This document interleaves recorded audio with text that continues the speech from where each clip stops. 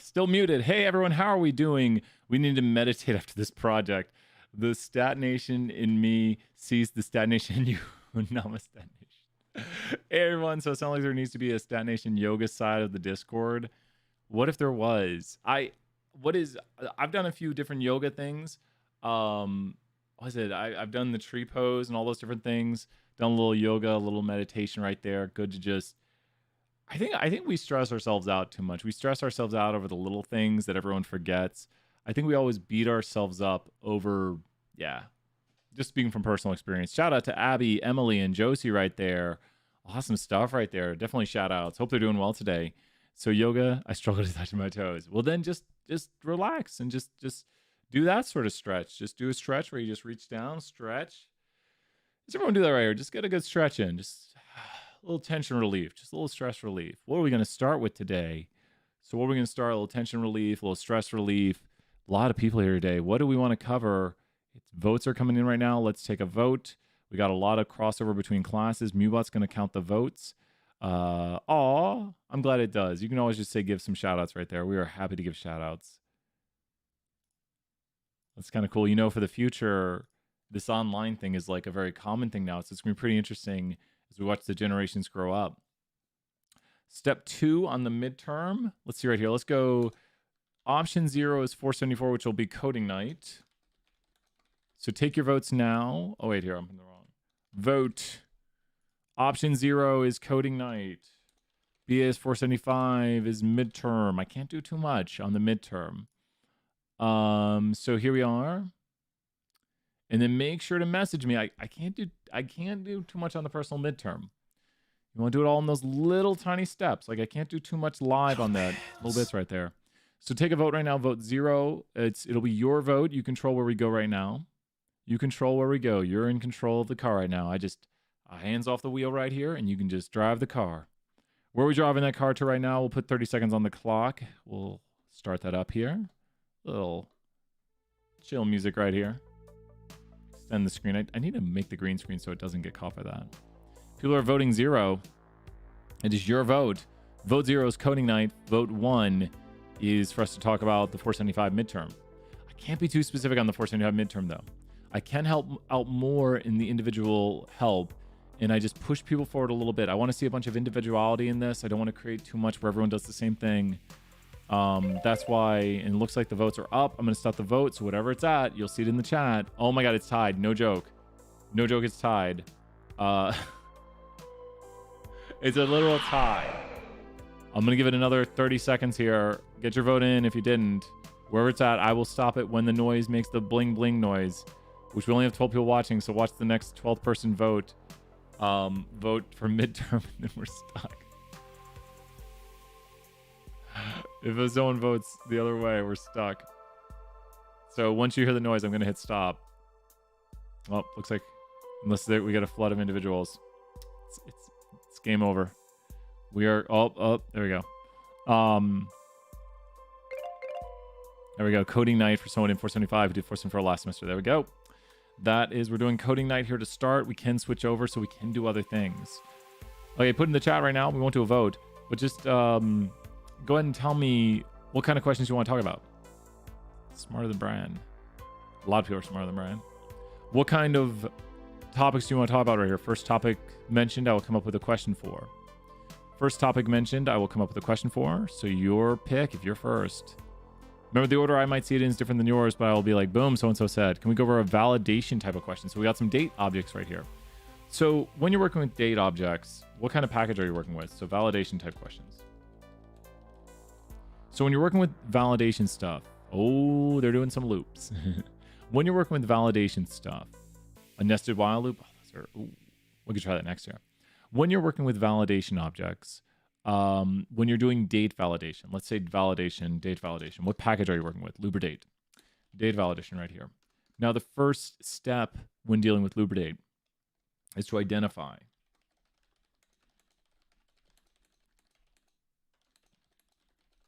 And then we want to convert.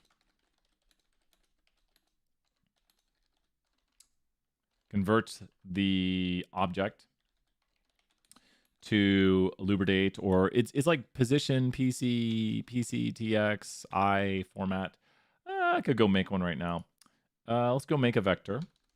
I cannot remember the name of it. It's got a specific type of vector format, MD pattern, and then there'll be a bonus MD pattern. We could talk about MD pattern here next, or we might do a revote. We will do some 475. I can't be so specific on it though, because I want to see that individuality. And then you message me if you get stuck. Do not start 475 late, but it's got to have the individuality we want right here. So we're not trying to create exact structure for it. MD pattern is next. Bingo. Max 2 points. And so right here, we're looking at, let's go ahead and call it Lubridate practice. There we go. Name of the chunk. So you can bounce around between chunks right here. And what we'd be looking at is like dates. And your dates could have a structure like 1988, and let's go here Jan, and go here 03, and let's go here 1999, and let's go here 03. Oh yeah, that works. 03 and 05, sure, that should work. What structure am I using right now? I think this will work. What structure am I using right now? This is what you first must identify as the structure of the date object. So you can see here, dates is just a string of dates. People did a very poor job of coding this. So what structure is this? We probably need to load up Lubridate. So these are things you should know. The coding night doesn't prompt you to do everything. You need to know I got to go over to Lubridate right here. You need to have Lubridate installed. If you don't have Lubridate installed, you need to make sure you installed up packages Lubridates. If you try to run these functions and they don't run, if you do library Lubridate, you don't have Lubridate installed. So someone could be like, Lubridate's not working. Then you have to know and install it. Very important thing for coding night. These are things you would need to know that got to make sure you know. We got these down. Everyone's typing in YMD. This is year, month, day. So when we look at the formatted dates right here, we can see it's year, month, date, because year, month, day. Year, month, day, dates, boom, changed. The good thing about this is we can look at this, and it's not always going to do this format. Like, let's say we put the date, the month, the year at the end of this. If we change this to the year at the end of it, it usually 99, and then let's go right here, take this, put it at the end of this, and now we rerun this. This would be bad right here. It's super mad at us. It's saying, what are you doing? Because now we have month, day, year. Month, day, year, and there's the format right there. And now we get it. If you notice, it does convert it to this format. Is there a math? There are some math questions. Off topic, have you used the zoo package? I think a little bit. A little bit. You'll have to send me it, Timothy, right there. It sounds familiar, but there's so many R packages. I'm going to put it in a maybe. I'm a 50-50 on if I've used that package. I probably don't have it installed right now. I do have it installed. Apparently I do. So I think I have used it maybe. If you look at all the libraries I have, though, I got a lot of libraries. Oh, that's not. If we do my installed packages will tell us the installed packages, and I've got like 232 packages or something. Pretty crazy at this point. So with this right here, is this making sense, Brad, right here? I don't do really any big math questions with these because we try to like extract certain things and find out the distances. If we do a summary of it, it's going to be rather small right now. It'll give us a summary of the dates. Ooh, we haven't converted it. Ooh, haven't converted it. We just looked at it, and now we've converted it.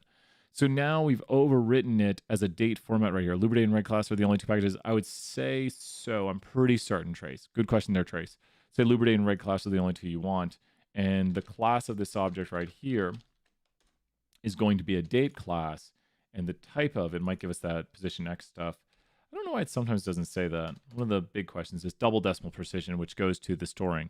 You won't need A rules. No A rules on it. We'll do a missingness pattern question, but we won't do an A rules, which will be used later for market basket analysis, especially, which we're almost to market basket analysis. So you will be using A rules again. So it's important to know it, but not for coding night tonight. Just a lot of topics, you know? So what do we have right here? We're just dealing with the date object, but what can we extract from this now? Can anyone give me any ideas? And this is just knowing how to work with data objects. What could we extract from this? We want to extract some information from this. We've got the date object now. We've identified the format. We've then converted it to an object. right here. Here's the conversion. So step 1 was just done by looking at it. Step 2 was done via the conversion. Trace is put in there some functions. Now, can we run hour on this? I'm guessing not. It says 000. So it actually does have an hour stored in there, but it's just set to 0 because it's starting at the start of the day.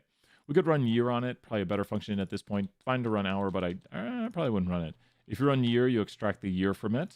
See all the years we put in, 90, 98, 99. It does register this as 99. If you go here to month, now the interesting thing about month is there's additional argument. What should we know that month has as an additional argument to not see 131? This is month 1, month 3, month 1. I think most people would know what month 1 is and what month 3 is and what month 1 is. I think most people would have a pretty good idea. If you say we're in month 1, they'd be like, oh, we are in. They'd probably have a good idea. They'd probably know the what for this month. They'd probably know the label. They'd probably know. Really? Really? What? What's it mad about? Unused argument.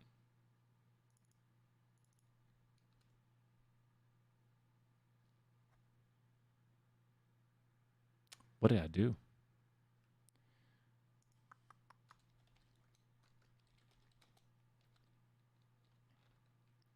I think R is messing with me today.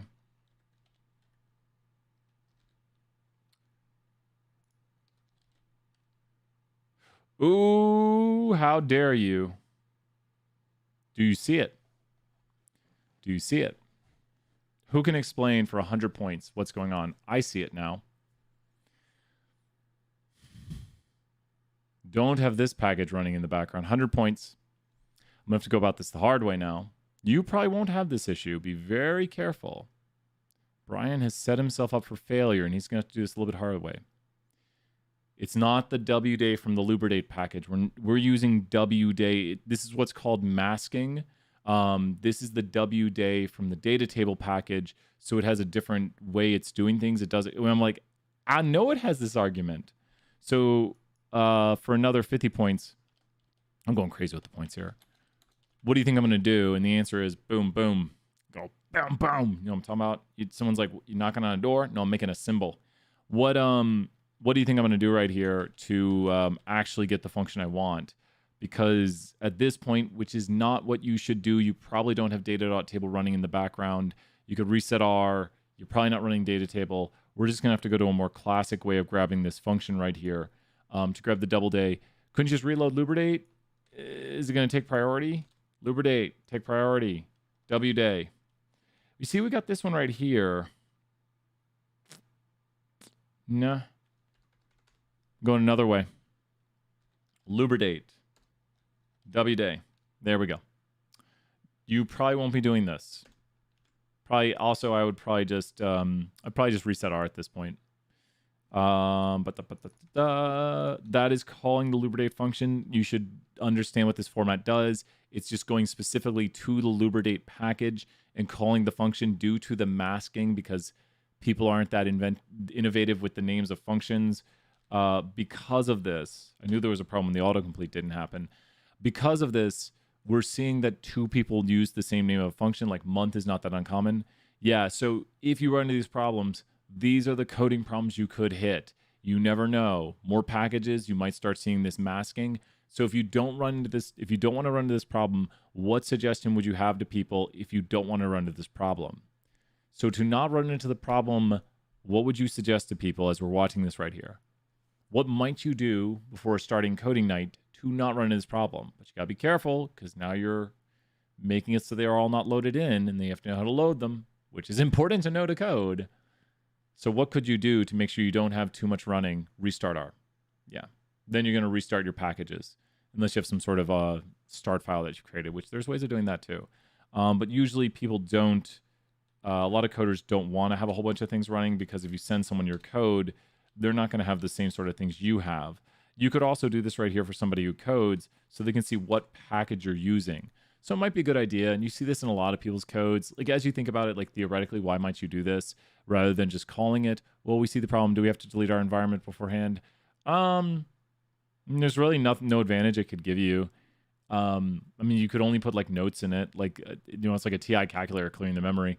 I'm fine if you don't clear the environment. It's just it would offer the worst thing. You don't want this if for some reason I saw things in your environment which could show me that you're cheating. Like if you were to have objects that are, I mean, you can, I guess you can already have the things we've been talking about in class, but you can't. Obviously, you don't send anyone your code. Don't send anyone your coding net file. That is your thing that you are keeping. You don't send it out to people. Don't send it out to people. Don't be like, hey, here's my coding night. Check out. Can I see yours? Don't do that. This is meant to be like, yeah, and I'd say a clean environment's better than a cluttered one, but you are allowed to have things in your environment. But if for some reason, if I'm looking through your coding night and I all of a sudden see you got a bunch of answers up here, see, maybe I just stop someone from cheating, or maybe I just help someone cheat better. If you have a bunch of answers up here, like it's like these things are already made that you're going to need later on, I'll be like, what's going on here? A little bit weird. Like, what's going on here? Just don't give me any questions. You could clean it if you want, but like I'll clean it right here. Boop. Either way is fine. Is this making sense how to use Lubridate right here? Does this make sense to everybody what's going on? I just don't want to deal with cheating. Not fun. Is this making sense what's going on right here? Does everyone understand the idea behind Lubridate? Kind of a good coverage of Lubridate. I think there was a question if we could do like for loops or functions. Yes, things like this. We can make bar plots of them. So bar plot has to be a table. I'm going to store this as object X. Easiest thing to store ever. And then a bar plot has to be a table, and it's mad about the figures. You wouldn't be counted off right there because it is creating, and you can see the frequency of the table for the figures. So everything right here is being made nice and easy. Good stuff right here. And this is a factor right now because we just have the different levels. Saturday, Thursday, Saturday, Saturday, Thursday, Saturday. Huh, chose 2 Saturdays right there. Let me see right here. Which days are the Saturdays? Saturday is the 1st and the 3rd. I guess I know when Saturday is. Would be interesting to see the level 10 questions for this then. Yeah, it was really hard to make some level. I probably only went to like level 5 or 6. It was really hard. And I was thinking, and I was like, it might just get too confusing if I'm like, find this differences between these times. And we really didn't handle some functions like that. This is probably the easier section. So hints for it. If you know how to use Lubridate, this might be one of the easier sections to like go to. If you go through a validation check, make sure to do the validation check. If you just want to do it each time you go through it, that'll probably help me more. The more you validate that it's you doing it, the better you are. You just don't want to be, I think I've talked enough about that. Oh, I just don't want to deal with it. What do you use again if it's hard to tell the order? You can use things like head. Like if we have a much larger, is it the shelter CSV? So the shelter, I think it should be easy enough to tell for this. The questions I've created are a little bit easy for it. I don't think it's too bad. Shelter should be the shelter CSV, which is currently online for us. So the shelter CSV, which I should have stored, shelter.csv. Yep, still got it. The shelter.csv file has here the date time function. There's the date time right here of the different animals and when they were taken in. And if you just take a look at this vector, yeah, I don't believe you should. I don't believe you should. I had to because I had packages using the same thing. Oh, and sort's really good. Yeah, let's throw a sort around that. We'll sort around this. You can also do a summary. Summary can help. Sort is good, and summary is good. I don't expect you to call the... Brian has 2 packages fighting. I don't think you're going to do what I need to do here, unless you don't go install data.table if you don't have it right now. Don't go be like, I'm going to go grab data.table, so I might have these functions fighting each other. I think Trace's suggestion, I think it's a little bit obvious. Yeah, we'll sort. Oh, Trace, 50 points right there. Sort is really good because since it's a date time, I think this is already currently a date time object. I'd still be a little iffy on this. It might be converted. At this point, we know what it is. At this point, the format should be obvious. Anyone want to throw the format in the chat right now? At this point, the format of what it is should be a little bit obvious. We can't, is it a date time object right now? We can't run summary on it yet. It'll give us a summary of like, if it is a character vector, let's just ensure it's a character vector. If we do a summary of a character vector, we're going to see all the levels. This is going to not be fun output. And that's what we get for that. If it's a factor, we're going to get all the levels. And so you could look at this. It's identifiable right here. Year, month, day, hour, minute, second. Yeah.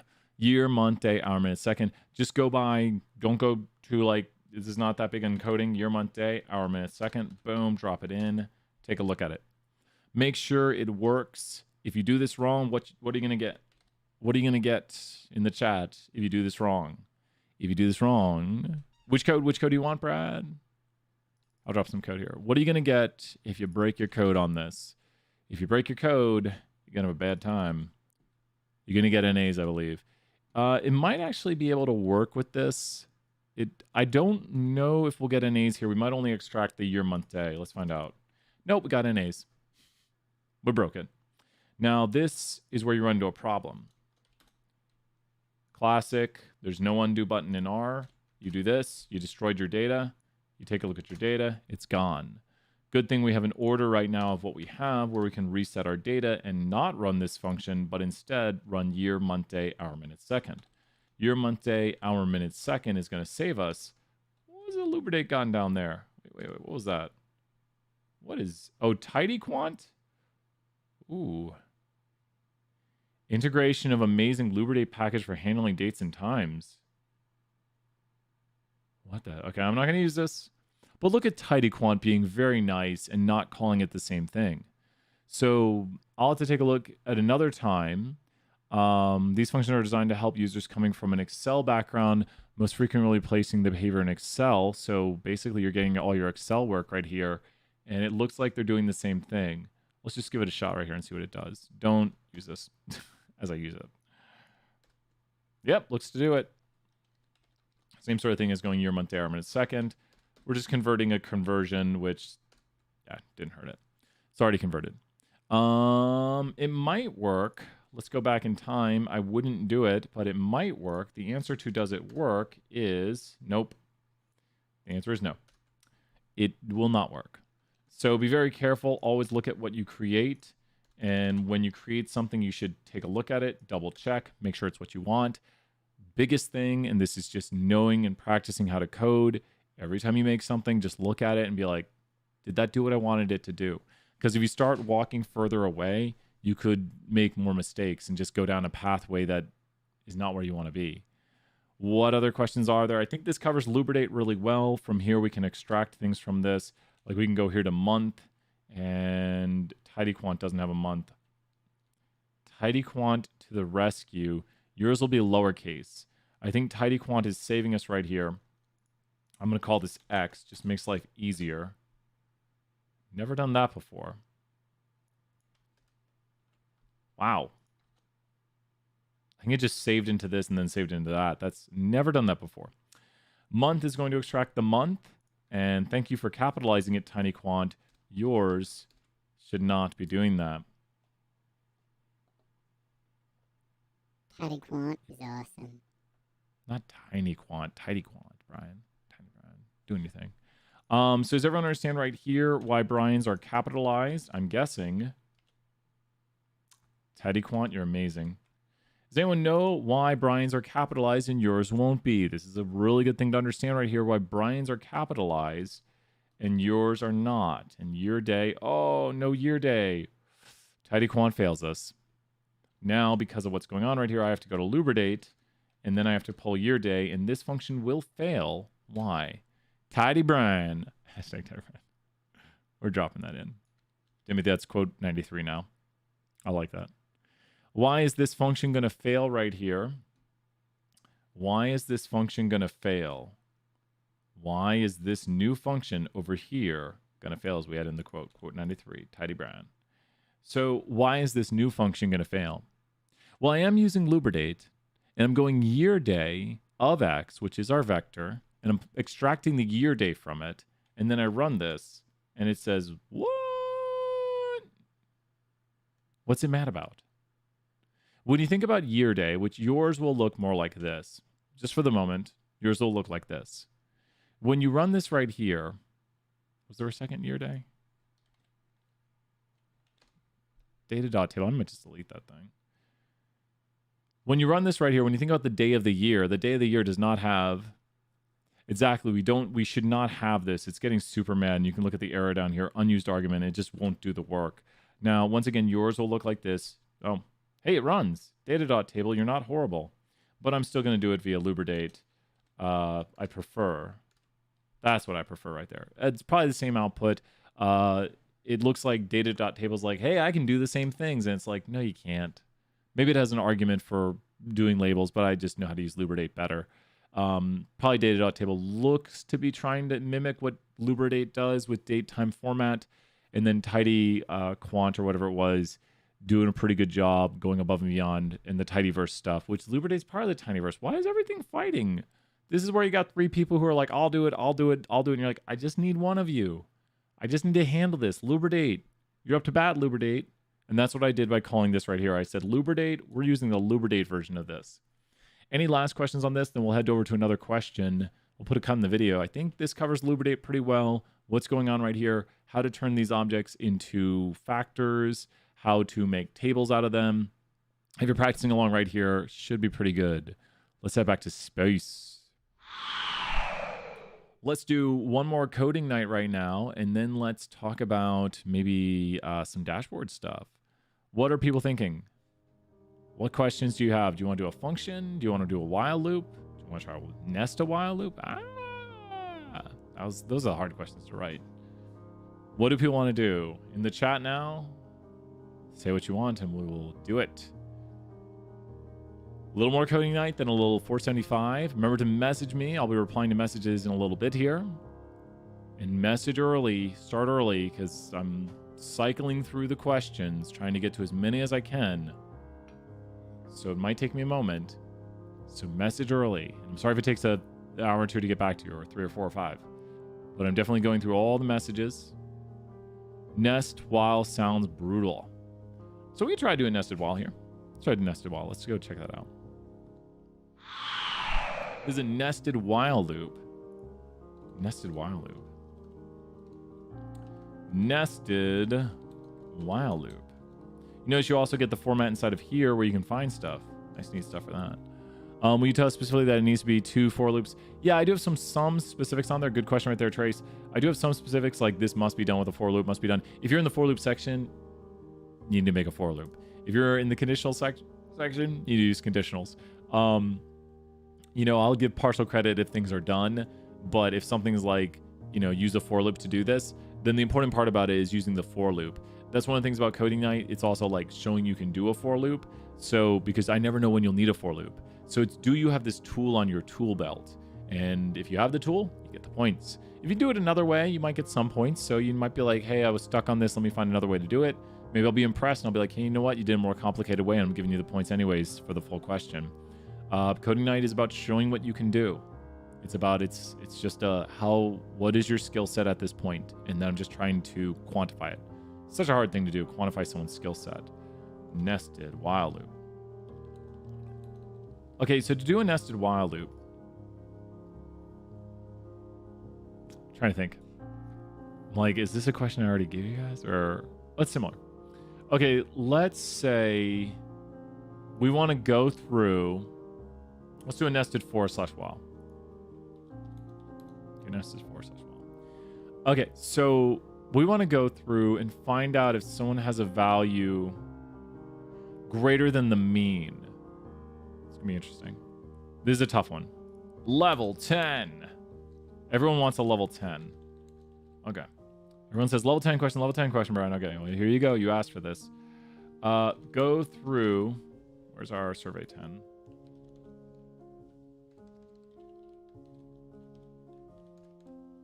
Okay. Let me look at it. We need quantitative data. Okay, vectors 2 through 4.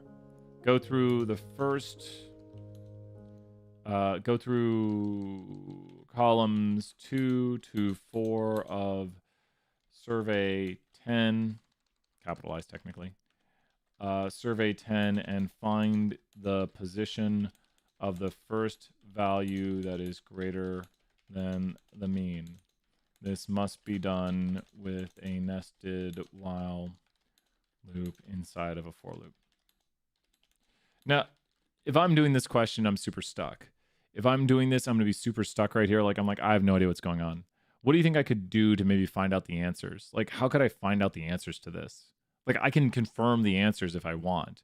So you want to just think, I can maybe find out the answers to this. Like, how could we find out? We're looking at height. How could I find out? I need to go through columns 2 through 4.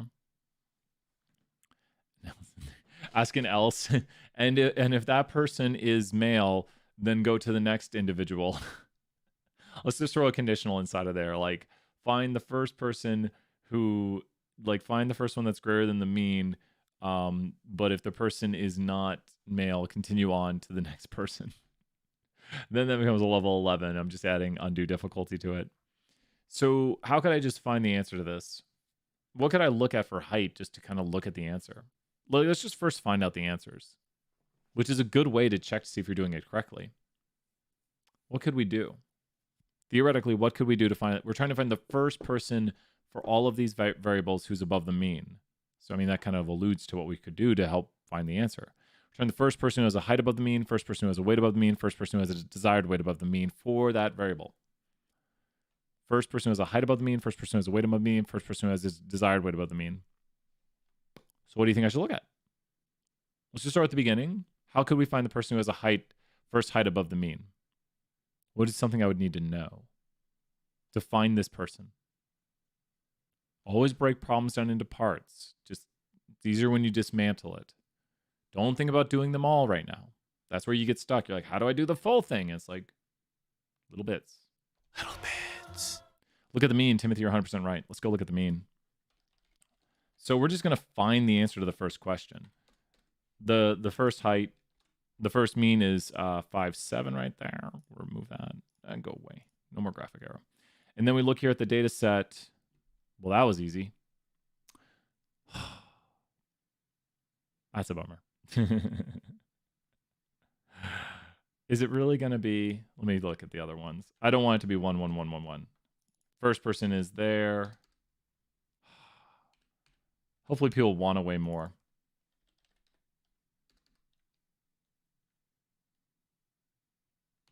Median was GPA. Might do for the text. Fail me not. Don't be above the mean. Everybody's above the mean. Every first individual is above the mean. Well, so funny because second. Okay, here we go. Who's below the mean? I have to change. I don't want it to be just the 1, 1, 1, 1, 1. That is less than the mean for columns 2 through 6. Okay.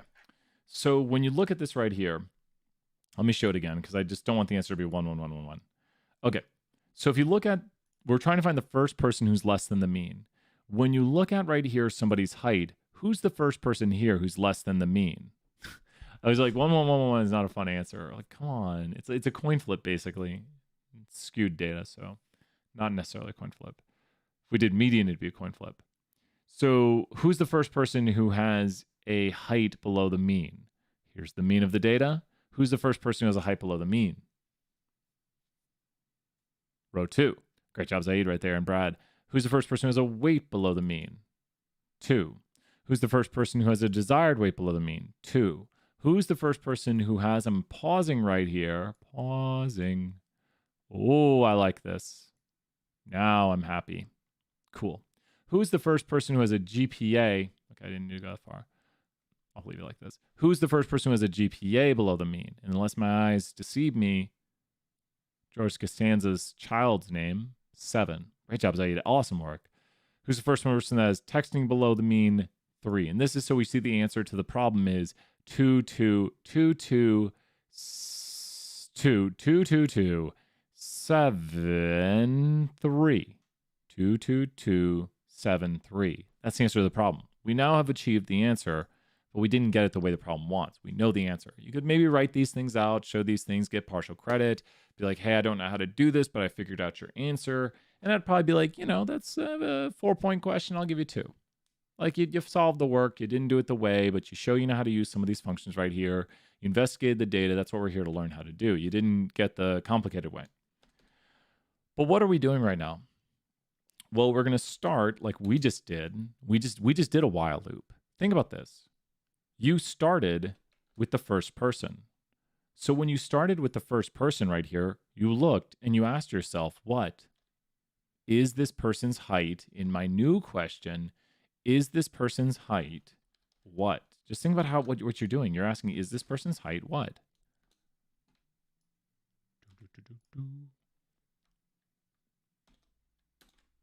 And you went to the first person, which means, and here's what's interesting. I'm changing this because we are in column 2, row 1. You went to the first person and you asked, and let's just change this to, I won't do that yet. You went to the first person, you asked, is this person less? And we said false. Then you went to the second person, and what do we find out? False. Something seems odd. Are we in the height column? Was the third person? Let me look. Mean survey 10 height. Oh, did I change this person too? Let me look. True. What did I run? Might not have changed it. Yeah, I didn't change it. That's what I did. So I was like, we should get it true. Does this make sense right here? Column 2 is gender. Column 2 is gender. Oh, excuse me. Column 1 is gender, correct. Column 2 is height. We're using column 2 right now. So we're in column 2 right now. So we're in height. And then we can go to the next one right here, which is what we did. And we went over to weight. And we asked, is this person less than the mean? Is this person less than the mean?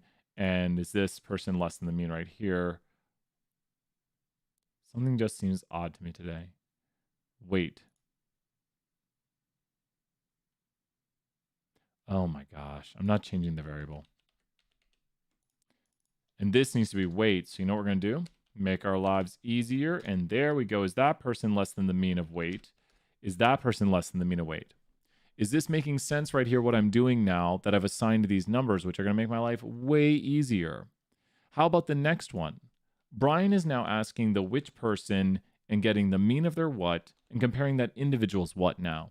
What is this code now doing? It's taking the mean of this and comparing to see if this person, which person, their value for this is less than the mean of this.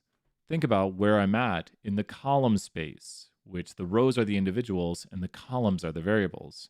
So by using this notation right here, remember this is a level 10 question. I tried to write a pretty difficult one. I'm now asking, is the first person's desired weight less than the mean of their desired weight? Is the second person's desired weight less than the mean? And that is true. We start to see the differences right here when we go over to the GPA, which on the GPA one, making my life easier, I'm just going to put in I. Let's check that first person. Let's check that second person. And you see we're getting these falses. And if you think about what's going on right here, if you remember when we did this a moment ago, you literally obtain on individual 7 a true, because over here, you've just gone through and asked and finally found the person. Does this make sense right here, what we're doing, like theoretically, that I'm going through and I'm like, false, false, false, false, false, false, false, false, true. So this is working, and we've now created the structure we need. But every time we're doing this, we're advancing I by 1. So we could go right here and actually just run our code for ourselves on this by starting I at 1 and then actually running this, and we can increase this, and look, eventually we get true.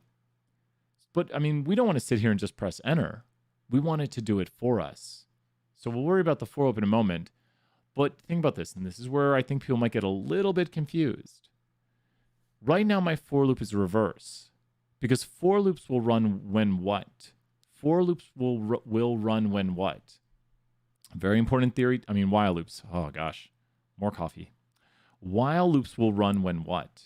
While, because my loop is reversed. While loops will run when what? While loops will run when what? Well, it's increasing I, so that's what's happening inside of my loop. And while loops don't always need to increase I. That's one of the things they can do. While loops will run while the condition is true. So my conditions are false true. What is the quickest way? One character in the chat, first 20 points. What is the quickest way to take all of this and change it so it goes true, true, true, true, true, true, false? So I want to flip everything. And there's a very quick way to take all your trues, or whenever you get true, and turn it into a false. And if you get false, to turn it into true. What is the quickest way to take all of this and just change it so that our trues are falses? And Brad, right there, you're totally right. So this is our condition right here. And we're going to do this. If you now look, it says true, which means we should continue, continue, continue, continue, continue, continue, continue, stop. And guess what? It would not have done the I plus. Just to be clear, it would have stopped and not run this code. It would have stopped here, so we would have not run that code and we'd have 7 because it wouldn't have ran the code. So when you think about this, and not equal to works if we're doing equals equals, but you can always just throw an exclamation around something to turn it true to false. So this is right here, we would have stopped and not added on. But think about this. We're starting right here with the first one, right? Let's make this a while loop and only do it on the first one. While loop here, and let's put our condition inside of here. Let's put our I right here. And let's put this inside and check it out. Oh, what's it mad about? Where'd I go wrong? Oh, I think it's a little mad about this. Is it mad about?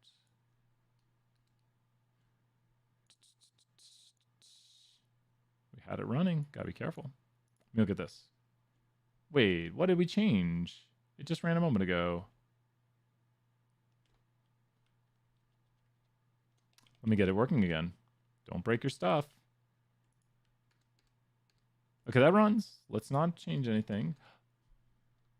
Anyone want to explain what Brian did? I see it now. And the arrow was very descriptive and told me what went wrong. The answer is this. Who can explain right here? The answer is right there on what I did, and the answer is up here on what I've done. Little things, very easy to make mistakes. This was an unintended mistake, but what's the deal with what's going on right here? Which is not what I asked for. So what happened? What is it telling me? I tried to do what? And it's mad about this right here. It's supposed to be 2 because we're doing height, and it's mad because it's a categorical variable. So it's mad because it's a categorical variable. It's yelling at me and saying this is a factor. You can't take the mean of it, and it can't get a return for this. So now, let's try this. Print I, and go. Ooh. Let's try this with our 5th column now, which it looked like it gave us 8, but remember, it won't run that last bit of code. 7. What do you notice I'm changing now? I have this working in my while loop, right? So what am I changing now? Because now we have our what. And this is where you have to use a different placeholder. So now we have our skeleton. And you're right. Great job, Zaid, right there. 20 points. Excellent work. We're going to do a J, and we're going to switch the column. Excellent work. Great theory right there. So we're going to go right here and go 4. And then all we're going to do is use this to switch the column. You're gonna re-indent that. You're going to look nice and neat right here. Code re-indent lines. Look at that. Nice purdy right there. I'm going to do a little. There you go. And so now we're going to go right here to the J. And the J, because this is going to move our column. And we're going to go, J is the placeholder that we just put in, 2 through 6. And guess what we get? That answer we talked about so long ago, 2, 2, 2, 7, 3. Remember, we figured out the answer to begin with, so we knew the answer. We're like, what could that answer be? And then we just visually inspected it. So we have done it now. This is up there. This is towards the 8, 9, 10 difficulty. Just making sure you get it. When you think about the theory and the little bits we did right here, you just have to make sure you work it step by step by step by step. Yeah, I'll drop it in the chat for you right here. I'll drop it on the Discord also, or I think that works right there. But what do you think, Brad? What do people think? A little bit tricky right there. Just practice. And really, I think what's helped me with this is I have to come up with questions for students. My questions might not be the best. What do you think, Dylan? Was that easy? Dylan was like, that's level 10. That's impossible. That's level billion, Brian. Or that's level 10. That was level 2. What do you think, Dylan? Yeah, once you see the answer, like, really? That's it? And it's the steps. It's all the steps. You know, if you look at the work we did to create it, you know, we went through doing it on a single case. We got it inside the while loop. Yeah, I ran into some issues when I was running it. I was thinking through, like, as I was creating the problem, I was thinking through how it'd be done. Like, okay, we're going to loop over these columns. We're going to go while through the column till we find this. So we need a condition that continues to find it till we stop. I could figure it out, but it would take way too long for the time limit. And that's kind of the goal. It's like an IQ test. We're basically giving you something that you're meant to have too much work. You're not meant to finish coding night. If you finish coding night, if everyone finishes coding night, I've failed you. Coding night is meant to be a normal distribution that we hopefully see separation between people's skills. Maybe everyone's super awesome and everyone finishes coding night because I'm a great teacher. I'd like to think that. But there's going to be variation, at least we see historically. If there's not variation, I'll take it. If everyone aces it, great stuff. Let's head over. Should we talk about some shiny widget apps and stuff like that and how to handle them? The biggest thing, maybe we should talk about some reactive objects. Let's talk about one thing I've helped a lot of people out with. Let's talk about some reactive objects and see if people understand how to handle those. I'm going to bring up the helper starter app, probably talk about how to turn something into a time series object, and then make sure to message me. I'm going to try and get all the messages. Make sure to message me if you're stuck. I'm going to try to get to everything as quickly as possible. Sometimes it is taking me about 6 hours to get to stuff now. I can't even... Oh, thank you so much, Brad. I appreciate that. It's just practice. Lots of practice. Got to practice. And I will say this, it's really the students who have pushed me forward because like former students like Nick and everybody like saying like, hey, Brian, you should use this package. You should understand this, or why are you not doing this? So shout outs to Nick right there. Really, really, really great coder. And I didn't know this. He told me it recently. He's like, I was coding in Python. I think his mom teaches coding too. He's like, I was coding in Python before I took your class. And I was like, well, that's a help. I was like, that gives you an advantage if you know how to code. But I've had people who don't know how to code get to really high levels, like Lucy, who's come by. I've had lots of people who have no experience code. Maybe I can't say for certain. I don't want to tell someone's story who's not it perfectly, but I know for certain I've asked, like, has anyone here not coded before this class? Quick question, totally off topic. Are you using OBS? Streamlabs OBS, or slobs as people call it sometimes. So Streamlabs OBS. Streamlabs OBS. This is Streamlabs OBS, some classic stuff. I've got, oh, you can't, right? It's pretty crazy, Dylan. You should see how much I have on this screen. But I'm currently using Streamlabs OBS. Might add some stream elements to it or stuff. If you've got suggestions, I know we've talked about this kind of stuff. If you've got suggestions or stuff, using many different things. But yeah, I'm so lucky that we get to do stuff like this. But Streamlabs OBS. And truthfully, I'm probably going to switch back to OBS. I just haven't had the time. And my file for it's like 2.7 gigabytes worth of stuff when I did the export. We need to make you some profiles to switch between 201 and 474. I've got different... I should do that. That'd be really great. And I can't update this, unfortunately, because this is a video that I paid for from Fiverr. And can you shoot me a note when you get a chance to make sure my video worked? Yes. I'll have to find it. I'll make sure Vault broke last night. I was going to go through all the videos. I assume they're working, but Vault broke last night. Did anyone else notice that? Vault was just like, nope, no Vault for you. I was like, you gotta be kidding me. Why would Vault break? I got a few emails because I was trying to work with it too, and I was like, well, I can't check people's videos now. You're probably good on the video. Be good to check too.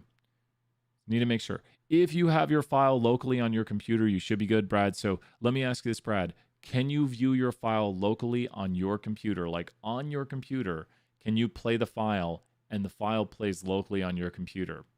If so, you should be good. Like you'll be good as long as, we might have to be like, hey, it didn't send, you didn't attach the file. And then I'll just email you and be like, you didn't send me the file. Let's hop over here to the main screen. Talking about a little BAS 475 right here. BAS 475, future Brian, to mark the video. With this, we're pulling down the helper start R file, and we're going to talk a little bit about reactive objects inside of here and how a reactive object works. We've talked about the time series creation. We've talked about the server and the UI, but the reactive object is a very important thing. If I, for some reason, have 45 minutes, let me do... You shouldn't... If you do log back in as quick as possible, you shouldn't. Mohammed confirmed that... No worries. Great question right there. I think you're asking 20 points. Please ask those questions. Mohammed has confirmed for us that everyone should be able to not have to log back out. So if you're in like your personal meeting, Mohammed went through and recorded a video for a full like hour and 40 minutes and didn't have any issues. So fingers crossed, cross all your fingers. We should be good. So we should be good. This is the starter app right here for people to have a jumping off point for this.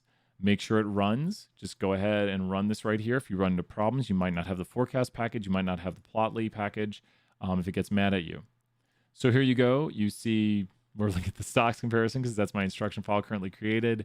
But please email me, be like, hey, Brian, it's not loading. Nothing's happening. What's going on right here?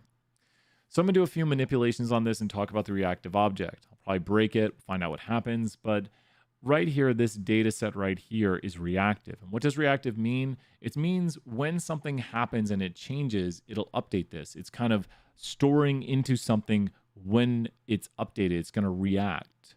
So let's watch. I have to blank my screen here for 2 seconds. We're going to go right here and grab a new data set. Let's go ahead and grab the, do I have the Nestle or what we got right here? Let me go to the Nestle. I've got like a billion copies of the Johnson & Johnson data set. Here we go. We're grabbing the Nestle data set. And I want you to see, you didn't get to see in the background, but the Nestle data set has been uploaded now. So some interesting things we can do right here.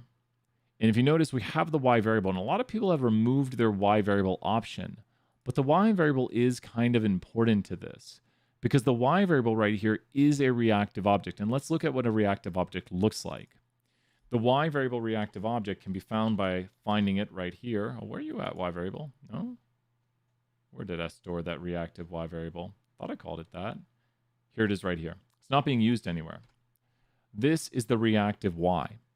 And this is what it's going to do. It's going to go to your input choice 1, and it's going to take and store into this reactive object.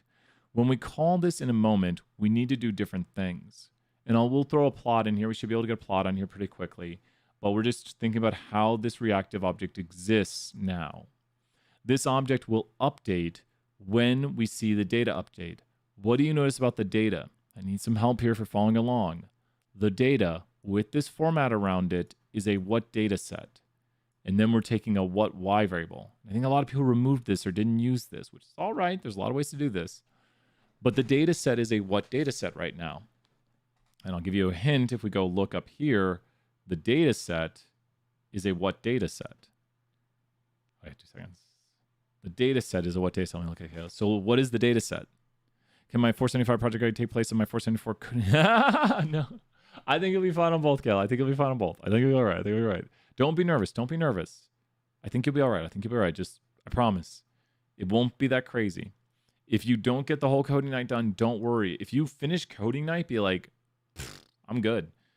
Anyone who finishes and has any sort of confidence in most of their answers should be good on coding night. Like, ridiculously good. You're not meant to finish it. Sorry, it's going to be a little stressful. But I promise you, don't worry too much. Oh, no, I got to change times. Sorry, I got to make sure I do that right after this office hours. I set people to my time clock. Oh, no, it's set to Knoxville. Time zones are interesting. Teaching a different time zone has been an adjustment because there's like 1 hour difference all the time. Yes, I'll take a look at that here a little bit. And so Caitlin knows this 100%. This data set is a what data set now? I mean, it says it right here. Yeah. I'll be nice-ish. And the data right there with the parentheses around it is reactive. So you first have to create. What's up, Liam? Good to see you here. I know. I'm sorry. I didn't mean to. Lost some weight, lost some hair. Hopefully not like lost hair, like, like that. It's a reactive data set.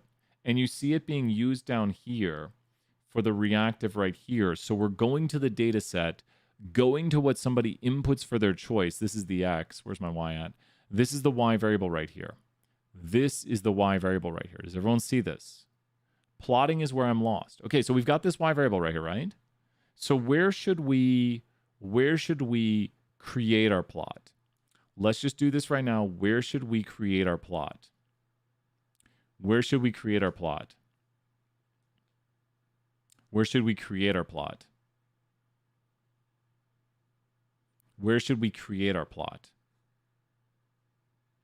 Thank you, Abby, right there. 20 points at positivity. Oh, thank you, Liam. I appreciate that. Let's throw some 50 points for positivity. Where should we create our plot?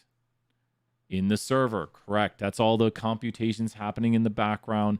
So you got to be like down here in the server. It's going to be like, here's your plot. I'm making it. It's like the kitchen. We make the plot, and then we're the waiter bringing it back out to the UI, and we say, here's your plot. So we're going to make the plot down here in the server, in the kitchen. And let's go here to render plot. Kayla, tell me if I'm making any mistakes right here. Let's go to the render plot. Let's throw a little rendering around it. Got to throw your function render around it. Great job, Kayla, right there, throwing the function render. Let's go here to a histogram, and let's go here to Y, but Brian's made an error. What error has Brian made? I dream in Shiny App Building. I literally had dreams of writing slides with what I've been writing a lot of slides, trying to make them look good for 475. I hope they're good. What has Brian done here? That is Y. That is not the Y we want, though. That is Y, but that's not the Y we want. Like, this is data. This is the data we want. Ooh, Kayla's right. Thank you, Kayla.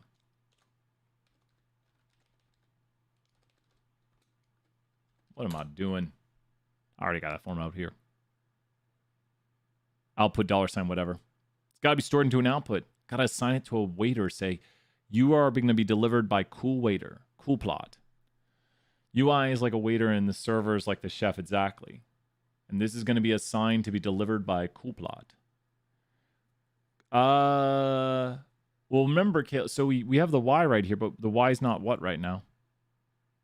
Well, so we don't want to histogram the whole data set. So the whole data set is every single variable. We're just making a histogram of one variable. First off, let's see if we broke it. Might break. Probably won't break. Didn't break. Okay, we're good. Not broken. Nothing broken yet. Does everyone see it right here? Nothing broken. So nothing broken. Not the end of the world yet. Our Y is not what, though? We don't have anything broken yet. Still runs. App still runs. We could put here a thing right now, and we could say trying to create histogram. And we could put it around right here. Just there. We got data output, got everything labeled. We know what's going on. We're trying to create a histogram. So we're super close right now. I mean, we won't get to see it yet because the waiter hasn't bringing it out to us yet. We do have a we don't need a reactive around it because it's got the reactive Y, so it'll render the histogram. 475, yep. Kayla's got it.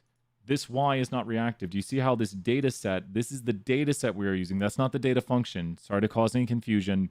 People might think that that's the data function. That's not the data function. That is reactive data. It's not your data function where you go data survey 10. This right here is the data function calling data survey 10. This is a reactive data object. Sorry for any confusion on the multi-naming. So what we're doing here is creating the reactive Y object. And here, awesome, you're welcome. Good luck, everybody. This is a good review right here. And this right here is the reactive Y object. So this will reactively take whatever we've selected right here. Is that making sense? Is this making sense right here?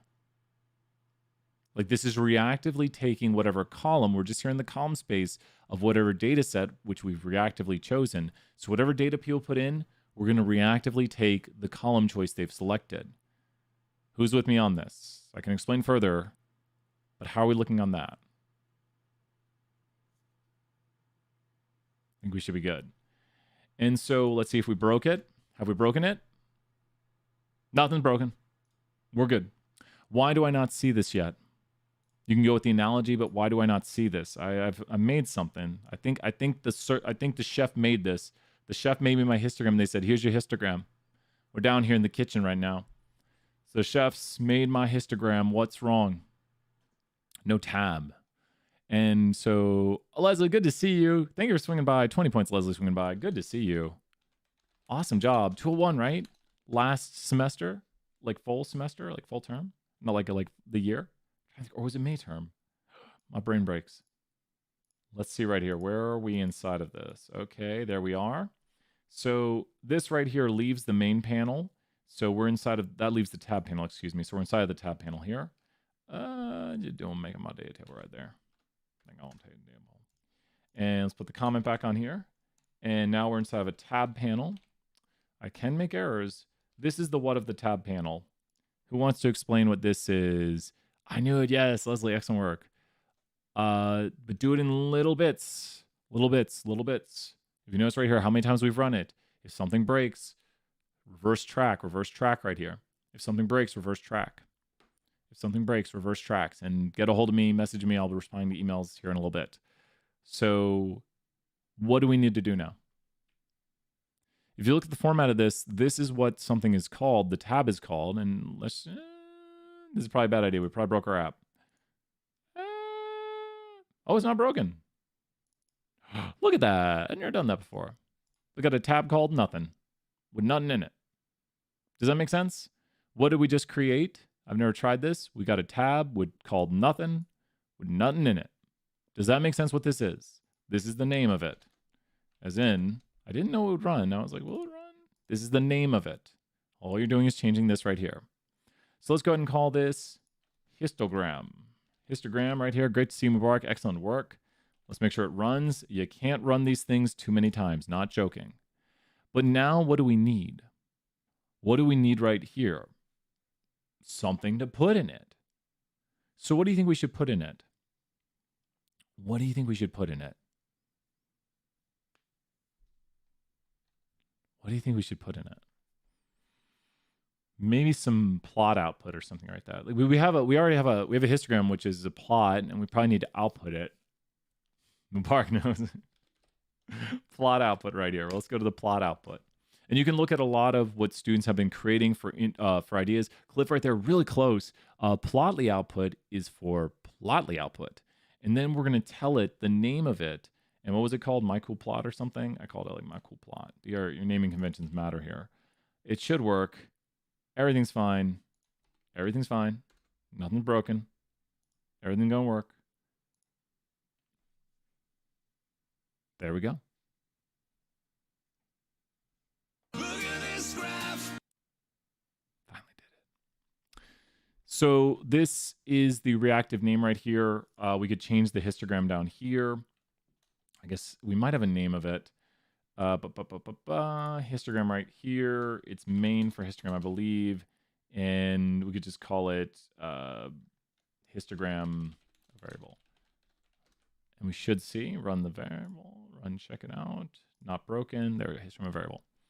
So right here, we've got it. Let's see if it reactively changes. This is an important part of it. 2 seconds later. Now, don't worry. This is just the practice. We've got here the Nestle data set.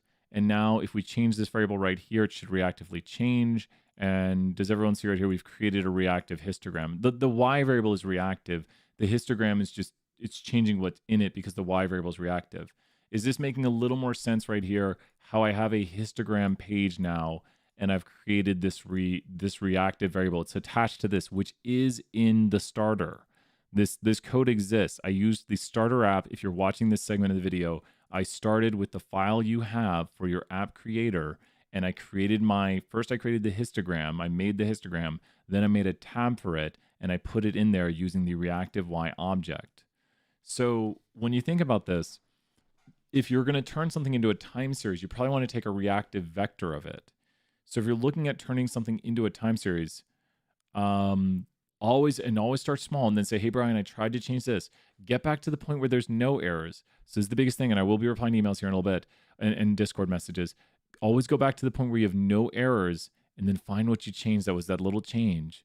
So you don't want to be like, I'm going to code 10 things. How many times do you think in making this right here, in making a histogram, how many times would you guess Brian ran his code? I'd love to look at the video and see how many times I ran my app while making a histogram. All I wanted to do was make a histogram, and I ran the code how many times? I would say, if I had to take a guess, I have a guess.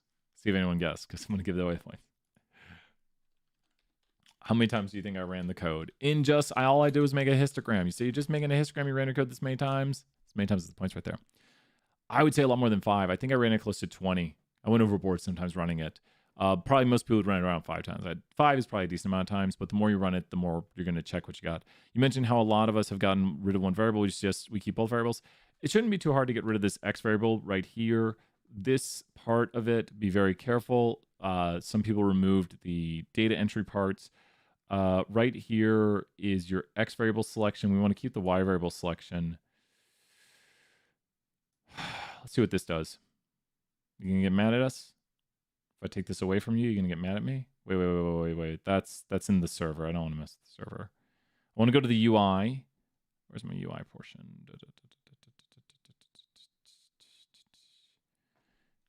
Okay, 2 seconds.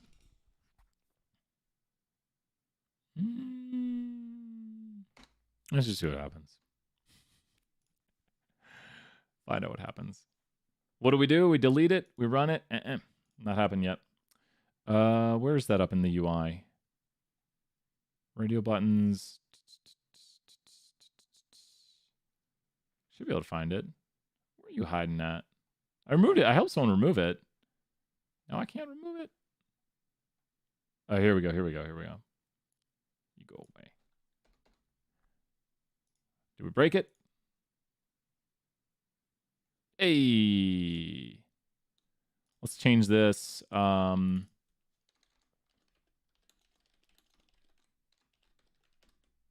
we go. There we go. Is this looking a bit better for you now? Is this looking a bit better? Are people starting to understand the process here a little bit more? And we can get histograms. It'll get mad if I'll load in survey 11 right here. It's going to get mad when I load in survey 11 though, because it's going to be like, you're not giving me the first vector in it is a categorical variable. Oh, it's X. So yes, it's just the vector of length or just the identifier. So right here, if I put in gender, it's probably going to get mad. Yeah, X must be numeric. But if I put in height, we're good. But we've just created a shiny political beliefs. Of course, you can't do it. We could have it update with only the numeric columns, and there is the availability to do this. But is this making a little bit more sense to people right now? And so please message me if you're stuck. But does anyone, I'm hoping some people feel better about this right now. Is anyone like, okay, I'm feeling a little bit better. I understand more how this reactive object is used, that we have to create this reactive object that will then respond to the changes, especially our data sets right here. If you're using a reactive object right here, then whenever we change this right here, you get, well, one, the data set is reactive, and then the Y is reactive because the options for Y will depend on the data set. As in, when I go here and change data sets, all I'm doing is changing data sets right now. So if I go to like the Johnson & Johnson data set, by going to the Johnson & Johnson data set, these now change right here reactively to what we have. Fortunately, it's not named correctly. So if your Ybro is already saved as a Johnson & Johnson time series, you could plot probably give it a shot, because that's what we have in here by default. The default app creator right now doesn't load in anything, but do remember the histogram. Be very careful. You want to kind of work. I will give points if you have it working on like one data set. So first off, just get something working. So if you get it working, that's good. If you have it being truly reactive, which is the goal, then, and I'll give you tips when you, how can I remove the second column in the J&J data set? So what you want right here, are you saying, maybe message me, Bark, like you want the second column removed? Then, well, if you're displaying it with the data, are you saying this right here? These are just row numbers. There might be in the data table, because if you're saying if you don't want to see this when you look at data, I'll just one more bit here and then I have a meeting coming up. It's probably going to be under the data table function. So let's go look at the data table function. So data table, and that's under data table, good. And then let's go take a look at it and see, are you saying you want to remove those numbers?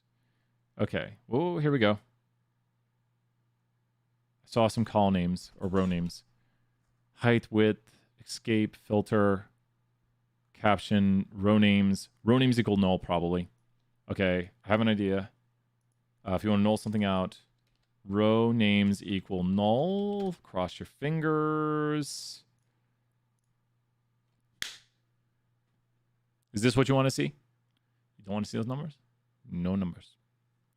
So we just took the row names right there, which are just the numbers, and then we wrote the null vector into it. So when it displays the data table right here, you won't get the row names.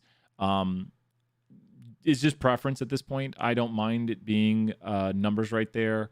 Maybe for a time series, you wouldn't want to see those numbers. Or you could take the time series data and put it as the row names. Lots of options. Just endless options on ways to go. That's why I don't want to do too much. But is this what I'm seeing 3 columns. It would be the data then. It's what if you download the CSV file, here, I'll show you real quick. I've got a download of the Johnson & Johnson CSV. If you download the Johnson & Johnson CSV, you're probably seeing this. Remember, mine has row names null right now. So you're probably seeing, when you download a CSV, it'll give you the order of it. And here I'll remove the role names equal null. I'll just remove that. And if you upload the Johnson Johnson CSV to this right here, and then random question, if you upload this right here, the Johnson Johnson CSV, because when you download a CSV, it puts in the row numbers, you will obtain this right here. The first thing right here are just the row names. That's not a variable, but it is calling this X and this calling this is X. We didn't get a name to the series. You could have something where you enter in the name of the series. I don't know. I guess you make, yeah, you got a lot of reactives then. Random question, but can you use the which function to retrieve columns? I completely forget which function you would need to retrieve a column. A lot of times with the column retrieval, probably one of the best ways to retrieve a column is this sort of idea right here, which we already have, which can retrieve a column. We don't need to use a which around this because this will just put the name of our input because this input choice right here is reactively being created for us from the names of the variables in the data set. So if you look right here, we have right here a reactive, and this is going to create the names of the variables right here. So we're getting a reactive title, all of these reactive things right here, which are going to update these for us so we can see what available things there are. So one of the things I love about this, if you go through the code, is whenever you input something, it'll reactively change these right here because this is going to change what you see dependent on the data you have. So whatever variable names are right here. But I think this is a good step forward. How are people feeling? And you don't want to remove this kind of stuff. This is not good to remove. If you start removing this right here, you'll start breaking it all.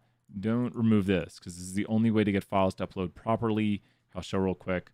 The reason you need these is because these are how the files are handled. So if you have something like survey 11, like another thing, we're not going to use survey 11 on this. If you have something you're uploading, if you change the header, it'll change the way it reads in the file. If you change to like tab, then your file can't be read in. So if you look right here, this is just how it's handling the data. And you would want to, especially with a file viewer here, make sure it's read in the right way. If you want to go super special, you could have things where you like select things and it turns them into categorical or quantitative. That'd be super cool. So if you wanted to have another tab with a box plot, could you just use the same one? Yeah, I mean, yeah, just think about this. Now we're at the point where it's like, okay, and I'm thinking about how I could make more assignments to kind of walk people through this process. If we have here cool plot 2, we just go here and let's go to box plot. And we're going to go to box plot, same sort of thing right here. And we're going to call it cool plot 2. And now we go back up here. We basically have everything we need because we're just going to go and make another tab right here. And you're exactly right. All we're doing is doing the following, going to cool plot 2. And we did a good bit of changes. I don't think we broke anything. But check it out. Oh, I called it a histogram. Let's not call it a histogram. It's called box plot. But this is where I'm hoping with practice people can get to. And what do we see? Is that making sense right there, Ben? Are you starting to feel a little bit better? It's like, wait a minute. We have a histogram. So what if we use that same sort of code and then we just add a box plot page? Or if we want to add a scatter plot. So all the things right here are very similar. Just it's like just understanding how to use that reactive object, which I think is an important thing to understand how to do. Because whatever variable we pick right here will reactively change what this is. So let's check that out again. I know, once you see it, you got to have those moments. I can't, I literally was talking to someone like how you have to bring someone to where, you know, like I can say these things 100, don't worry. Like I will say them 100 times. I'm so glad this is helpful right here. That's the goal. It's not numeric, so we can't do that. So not numeric, can't do that. Stop selecting numeric stuff. Stop it, Ryan. So, and you can use Plotly objects for this and all this good stuff. Let me see one thing. I'm gonna look at one last thing right here. Really great package. Is it GG Ally? GG Ally. Watch this. You ready for some fun? GG histogram. Let's go down to this. This is in GG Ally. Just to be very clear, I loaded up GG Ally, which is a package I've been checking out, which is absolutely amazing. Let's go here to this, change it around a little bit. And now we're going to go to GG histogram. Make sure you see, oh, it's in GG pub R. Oh, GG publisher. That's what I want. Okay. So let's go back to the top, slow down, and let's go to GG pub R, which which is a package. Tell me about it. Want to tell me? Okay, don't tell me about it then. All right, so we're going to make sure we only make a few changes here. I think I know what I want to do. I'm going to throw this inside of the reactive object. Let's run it. See if we broke it. Probably broke it. Didn't break it. Didn't break it. Doesn't look amazing yet. We could work with the colors of this, all those great things. Cull equals, go some rocky top right here. Hopefully it works the same way as every other thing with colors. Run the code. Oh no, we'll take a look. Oh, that's the, sure, we'll keep it as this. I don't know how to do the inside coloring. Oh. What's the inside coloring of it?